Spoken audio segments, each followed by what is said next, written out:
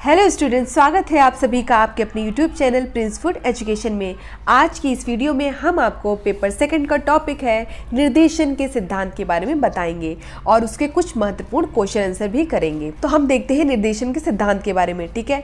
तो पहला हम देखते हैं कि जोन्स थे, उन्होंने निर्देशन के 5 अधिनियम दिए हैं। अगर पूछा जाए कि जोन्स ने निर्देशन के कितने अधिनियम दिए हैं तो 5 अधिनियम दिए हैं। कितने अधिनियम दिए हैं? 5 अधिनियम। क्रो ने निर्देशन के 14 अधिनियम दिए हैं। क्रो है, उसने निर्देशन के 14 अधिनियम दिए हैं, जबकि जोन्स ने निर्देशन के 5 अधिनियम दिए हैं। हम्फ्रीज और ट्रैक्सलर ने निर्देशन के 7 अधिनियम दिए हैं। और गार्डनर एवं मर्फी ने कहा है कि सलाह या उपदेश देना मानव जाति की कमजोरी होती है। तो सबसे पहले देखिए, हमें 3 नाम याद रखने हैं। जोन्स ने निर्देशन के 5 अधिनियम दिए हैं, ठीक है। आपसे सिर्फ नॉर्मल एक क्वेश्चन पूछेगा कि जोन्स ने निर्देशन के कितने अधिनियम दिए हैं। आपको बस इतना याद रखना है कि 5 अधिनियम दिए हैं, ठीक है। क्रो ने निर्देशन के कितने अधिनियम दिए हैं? 14 अधिनियम दिए हैं। हम्फ्रीज और ट्रैक्सलर ने निर्देशन के 7 अधिनियम दिए हैं। कितने अधिनियम दिए हैं? 7 अधिनियम। तो जोन्स ने 5 अधिनियम दिए, क्रो ने 14 अधिनियम दिए, हम्फ्रीज और ट्रैक्सलर ने 7 अधिनियम दिए, ठीक है। और गार्डनर एवं मर्फी ने कहा है, अगर पूछा जाए ये स्टेटमेंट किसने कहा है, कि सलाह या उपदेश देना जो मानव जाति है उसकी कमजोरी होती है। सलाह देना या उपदेश देना यह मानव जाति की कमजोरी होती है। यह कहा है गार्डनर एवं मर्फी ने कहा है कि सलाह या उपदेश देना मानव जाति की कमजोरी होती है। अब देख लेते हैं निर्देशन के सिद्धांतों के बारे में। पहला है, निर्देशन जीवन पर्यंत चलने वाली प्रक्रिया है। क्योंकि हमने बताया था आपको कि जो निर्देशन होता है उसका क्षेत्र, हम यहाँ निर्देशक की बात नहीं कर रहे हैं, यहाँ निर्देशन की बात कर रहे हैं, गाइडेंस की बात कर रहे हैं, ठीक है। और क्या है कि निर्देशन जो होता है उसका क्षेत्र जो होता है वो व्यापक होता है। तो यह क्या होता है? जीवन पर्यंत चलने वाली प्रक्रिया है। निर्देशन को संपूर्ण शैक्षिक प्रक्रिया का एक अंग समझना चाहिए। निर्देशन है उसको संपूर्ण शैक्षिक प्रक्रिया का एक अंग समझना चाहिए। निर्देशन को सामाजिक और व्यक्तिगत दोनों के प्रति उत्तरदायी होना चाहिए। कि निर्देशन है उसको सामाजिक और व्यक्तिगत दोनों के प्रति उत्तरदायी होना चाहिए। नेक्स्ट पॉइंट क्या है? निर्देशन कार्यक्रम में अधिकांश व्यक्तियों को सामान्य व्यक्ति मानना चाहिए। जो निर्देशन कार्यक्रम होता है उसमें क्या कार्यक्रम होता है, उसमें जो अधिकांश व्यक्ति हैं उनको क्या मानना चाहिए? सामान्य व्यक्ति मानना चाहिए। इसमें सामान्य व्यक्ति माना जाता है। और निर्देशन समस्त छात्रों के लिए होना चाहिए। निर्देशन का क्षेत्र जो होता है वो व्यापक होता है, तो यह समस्त छात्रों के लिए होता है। और ये क्या होता है? जीवन पर्यंत चलने वाली प्रक्रिया है। आपने मेरा जब फर्स्ट चैप्टर पढ़ा होगा तो मैंने उसके डिफरेंसेस बताए थे। इसमें बताया था कि निर्देशन जो होता है वो जीवन पर्यंत चलने वाली प्रक्रिया है। निर्देशन को संपूर्ण शैक्षिक प्रक्रिया का एक अंग समझना चाहिए। कि संपूर्ण शैक्षिक प्रक्रिया का एक अंग क्या है? निर्देशन भी है।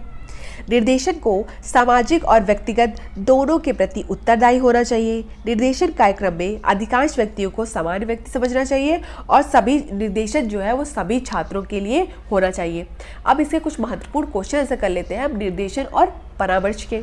पहला क्वेश्चन है, गाइडेंस शब्द की जगह गाइडेंस सर्विसेज शब्द का प्रयोग किसने किया? सर्वप्रथम गाइडेंस शब्द की जगह गाइडेंस सर्विसेज शब्द का प्रयोग किसने किया? गाइडेंस सर्विसेज का प्रयोग कर दिया। किसकी जगह? गाइडेंस की जगह। तो वो थे G.E. स्मिथ। G.E. स्मिथ ने क्या किया? गाइडेंस शब्द की जगह गाइडेंस सर्विसेज का प्रयोग कर दिया। तो सबसे पहले किसने किया? G.E. स्मिथ ने। नेक्स्ट क्वेश्चन है, organisation and administration of guidance नामक पुस्तक किसकी रचना है? Organisation and administration of guidance नामक जो पुस्तक है वो किसने लिखी है? जेरॉन एवं रिक्सियो ने लिखी है। किसने लिखी है? जेरॉन एवं रिक्सियो ने लिखी है। कौन सी पुस्तक है? Organisation and administration of guidance. Next question है, निर्देशन एवं परामर्श के बारे में कौन सा कथन सही है? तो कौन सा कथन सही है? कि परामर्श जो है वो निर्देशन का एक भाग है। मैंने आपको बताया था कि जो परामर्श है उसका क्षेत्र कैसा है? संकुचित है। वो क्या है? वो निर्देशन का ही एक भाग है। तो ये बात जो है वो सही है कि परामर्श जो है वो निर्देशन का एक भाग है, ठीक है। हमने पुस्तक कौन सी पढ़ी? Organisation and administration of guidance जो है वो किसकी पुस्तक है? जेरॉन एवं रिक्सियो की पुस्तक है। फूक एवं कीफोवर के अनुसार निर्देशन के कितने प्रकार हैं? किसके? फूक एवं कीफोवर के अनुसार निर्देशन के 5 प्रकार हैं। कितने प्रकार हैं? 5 प्रकार हैं। नेक्स्ट क्वेश्चन है, कौन सा कथन निर्देशन के बारे में सही नहीं है? तो कौन सा कथन है वो जो निर्देशन के बारे में सही नहीं है? तो निर्देशन तथा अनुदेशन दोनों समानार्थी हैं, यह सही नहीं है।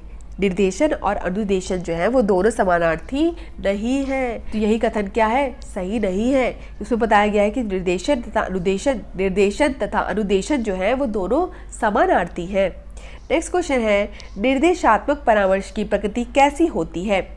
तो जो निर्देशात्मक परामर्श है उसकी प्रकृति उपबोधक केंद्रित होती है। कैसी होती है? काउंसलर सेंटर्ड होती है, उपबोधक केंद्रित होती है। जो निर्देशात्मक परामर्श है उसकी प्रकृति कैसी होती है? उपबोधक केंद्रित, काउंसलर सेंटर्ड होती है। नेक्स्ट क्वेश्चन है, व्यक्ति को स्वयं तथा समाज के उपयोग के लिए स्वयं की क्षमताओं के अधिकतम विकास के प्रयोजन से निरंतर दी जाने वाली सहायता ही निर्देशन है। एक डेफिनेशन दी है, किसने दी है? एमरी स्टूटुप्स ने दी है।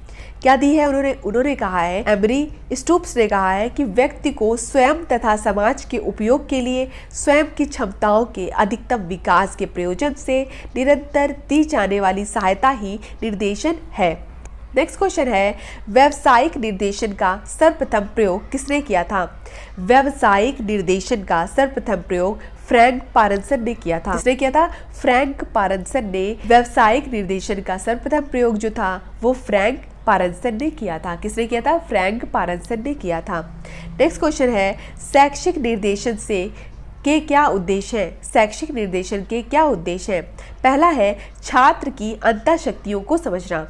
छात्र की निर्देशन का मतलब है, शैक्षिक निर्देशन का उद्देश्य है कि जो छात्र की अंतःशक्तियाँ हैं उसको समझना, पहला पॉइंट हो गया। दूसरा है पाठ्यक्रम चयन में सहायता करना, कि पाठ्यक्रम चयन में सहायता करना, ये भी किसका उद्देश्य है? शैक्षिक निर्देशन का उद्देश्य है। नेक्स्ट पॉइंट है, शैक्षिक एवं व्यावसायिक अवसरों की जानकारी देना। शैक्षिक क्षेत्र और व्यावसायिक क्षेत्र जो अवसर हैं उनकी भी जानकारी देना, ये भी किसका कार्य है? किसका उद्देश्य है? शैक्षिक निर्देशन का उद्देश्य है। नेक्स्ट है, अनिर्देशात्मक परामर्श होता है।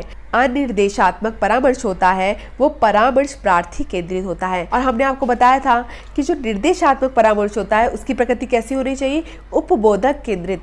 नेक्स्ट क्वेश्चन है, जीवन से संबंधित महत्वपूर्ण घटनाओं का विवरण किसमें प्राप्त होता है? जीवन से संबंधित महत्वपूर्ण घटनाएं हैं उसका विवरण जो है वह किससे प्राप्त होता है? उपाख्यानक अभिलेख, इसको इंग्लिश में कहते हैं एनेक्डोटल रिकॉर्ड। एनेक्डोटल रिकॉर्ड वह रिकॉर्ड है जिससे क्या होता है? जीवन से संबंधित महत्वपूर्ण घटनाओं का विवरण जो है वो एनेक्डोटल रिकॉर्ड से प्राप्त होता है। किससे प्राप्त होता है? एनेक्डोटल रिकॉर्ड से।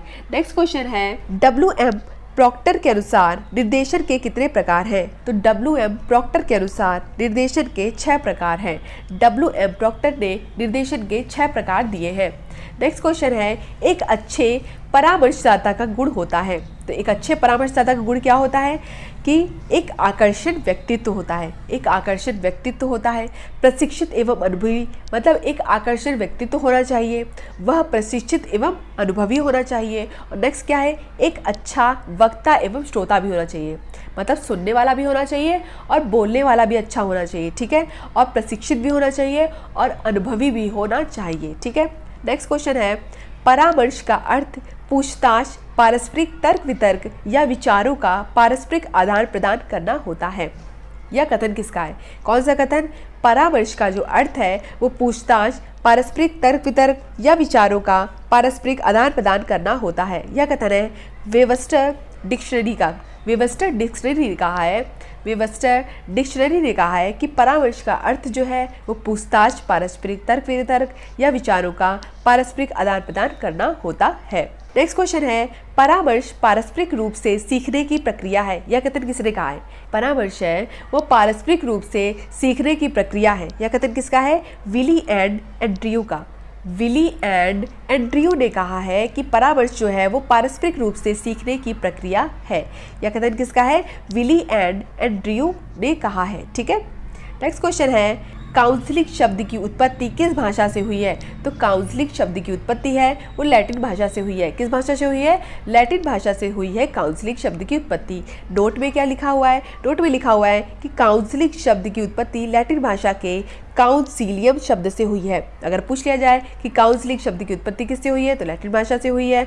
और कौन से शब्द से हुई है? कॉन्सिलियम शब्द से हुई है। कौन से शब्द से हुई है? कॉन्सिलियम शब्द से हुई है। नेक्स्ट क्वेश्चन है समस्या एवं उपबोध्य। उपबोध्य मतलब क्या हुआ? काउंसिली की दृष्टि से परामर्श के कितने प्रकार हैं? तो 11 प्रकार हैं। समस्या एवं उपबोध्य की दृष्टि से परामर्श के कितने प्रकार हैं?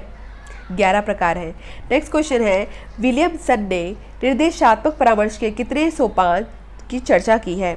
जो विलियमसन है उन्होंने कौन सा परामर्श दिया है? पहली बात तो विलियमसन जो है उन्होंने कौन सा परामर्श दिया है? विलियमसन ने निर्देशात्मक परामर्श दिया है और उसको कितने चरणों में विभाजित किया है? 5 चरणों में विभाजित किया है।